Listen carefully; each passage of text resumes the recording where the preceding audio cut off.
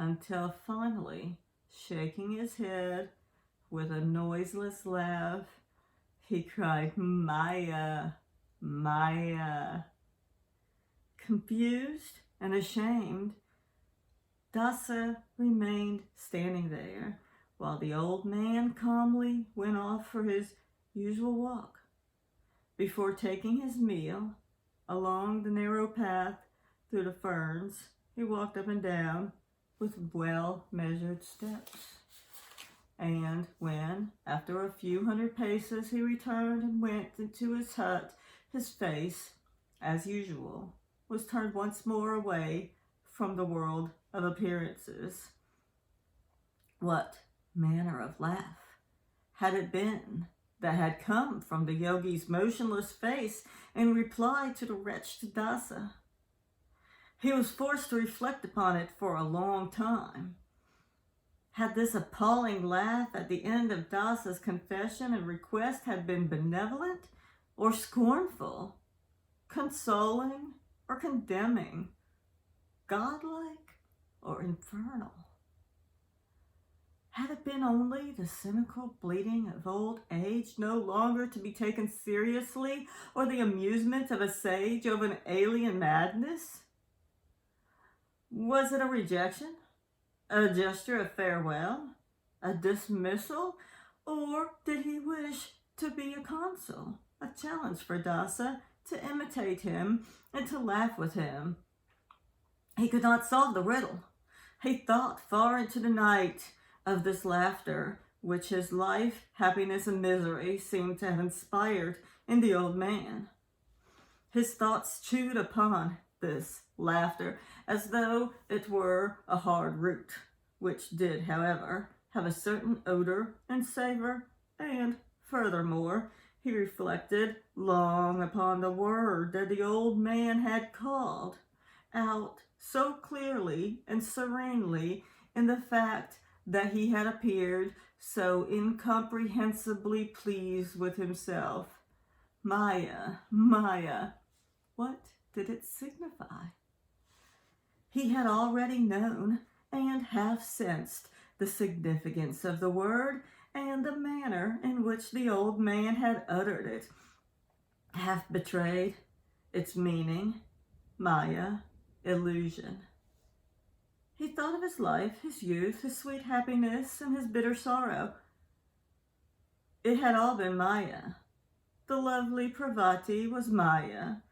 Love and its lusts and the whole life, Maya.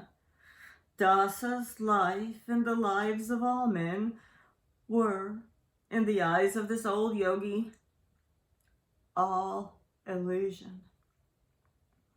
Something in the nature of a childish spectacle, a theater, a figment of the imagination, a bright painted nullity, a soap bubble, at which one could laugh with certain delight, and at the same time despise, but which, under no circumstances, could one take seriously. Even though Dasse's life has been brushed aside and dismissed by the old yogi in the laughter in which a single word, Maya, it was by no means the case with Dasse himself. However much he might himself have desired to be a laughing yogi and to recognize in his own laughter nothing but Maya, inasmuch as during these restless days and nights everything which he had seemed to have forgotten for a while in the sanctuary after the exhaustion of his fugitive days had become reawakened and vivid once more. The hope that he could really learn yoga or resemble the old man seemed to have grown extremely small. To what purpose, then, had his sojourn in the world been? The old man's hut had been a haven wherein he had been able to breathe a little more freely and to collect a little strength, wherein he had come a little more to his senses, all of which had been of use and of great value, and perhaps, in the meanwhile, outside the forest, the hunt for the prince's assassin had been abandoned and he could now go on his way without undue danger. He decided to do this and determined to leave on the following day. The world was large, and he could not remain in this hiding place forever. The resolution brought him a little peace of mind. He had wished to leave in the early morning, but upon awakening, he found the sun already high in the heavens and the yogi sitting in deep meditation. Dasa did not wish to depart without taking his leave of the old man, for whom he still felt a great affection, and waited therefore until the hour when the hermit arose, stretched his limbs, and began to pace up and down. Then he placed himself in his path, bowed low, and did not desist until the master turned a questioning gaze upon him. "Master," he said humbly, "I would now go on my way. I do not wish to disturb your peace any longer. But most venerable one, grant me one last favor. When I told you of my life, you laughed and called out Maya. I implore you, let me know a little more about this Maya." The yogi turned toward the hut and beckoned Dasa to follow him. He took up the water bowl, held it out, and bade his youth to wash his hands, which he did. Then the master threw the remains of the water into the ferns, held out the empty bowl, and told him to go bring fresh water. Dasa obeyed, and feeling of sorrow nagged at his heart, because he was now taking this tiny footpath to the spring for the last time, taking the light bowl with the smooth, worn-away edge to the little pond in which the harts' tongues and the tree-tops, with occasional patches of blue sky, were reflected, and in which, too, he had become so used to seeing his own face, looking back at him through the russet twilight. Slowly and thoughtfully he dipped the bowl into the water. He felt a strange sense of uncertainty and could not understand why his decision to depart grieved him so much, and why it hurt him that the old man had not invited him to stay, perhaps forever. He knelt down at the water's edge and took a sip of water, rose carefully with the bowl in his hand so not to spill any, and was about to make his way back to the hut when a sound that at once delighted and terrified him reached his ear, a voice which he heard so often in his dreams, about which he had thought during many of his waking hours with bitterest longing. It rang sweetly, childishly, and loving through the twilight of the forest, and made his heart tremble with fear and passion. It was the voice of Parvati, his wife. "Dasa," she called enticingly. Not believing his ears, he looked around him, the bowl of water still in his hands, and he saw emerging from between the tree trunks, slender and lithe with her long legs, the beloved, the unforgettable, the faithless Parvati. He let fall the bowl and ran to meet her. She stood before him, smiling and somewhat abashed, looking at him out of her gazelle-like eyes, and now that she was near, he saw that she was wearing scarlet leather sandals and beautiful, costly garments, a gold bracelet on her arm, and glittering precious stones in her dark hair. He drew back involuntarily. Was she not still a prince's strumpet, running about in his finery? Had he not killed Nala? How could she appear before him and call his name, decked in all these spangles and jewels? She was more beautiful than ever, and before he could bring her to account, he must needs take her in his arms, bury his forehead in her hair, lift her face up to its own, and kiss her mouth. And as he did so, he felt that everything had ever possessed had returned to him once more. Happiness, love, voluptuousness, lust for life and passion.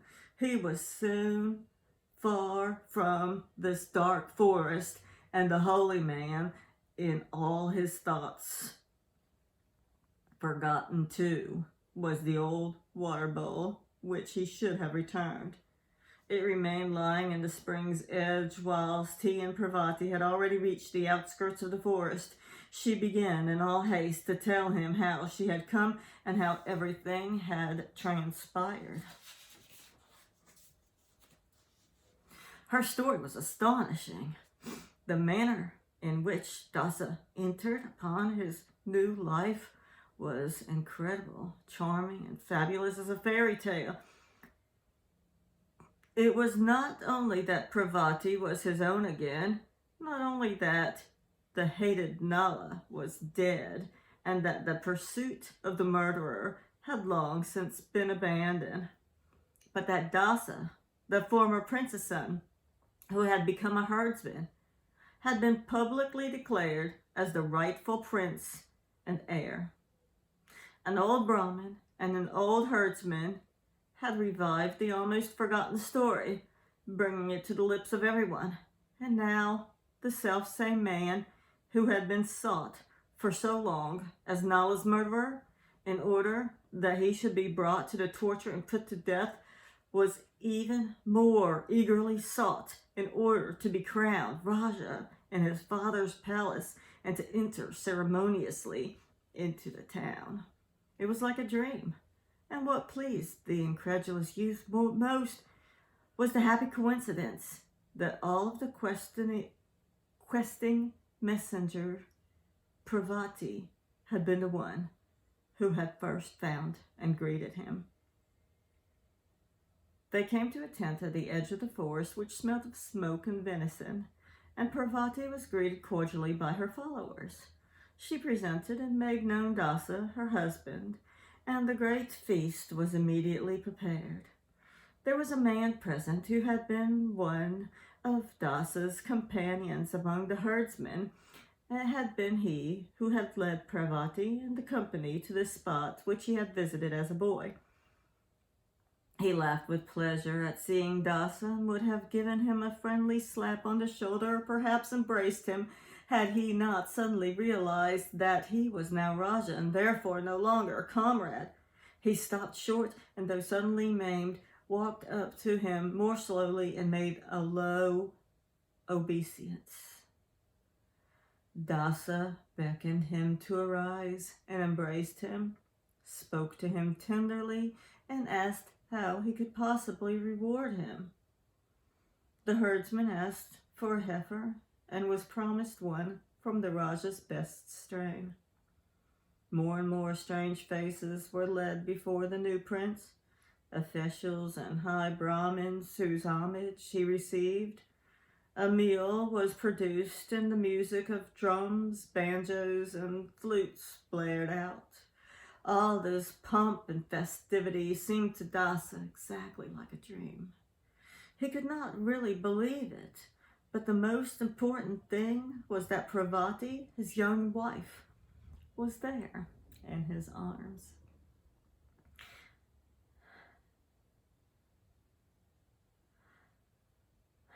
The retinue approached the town.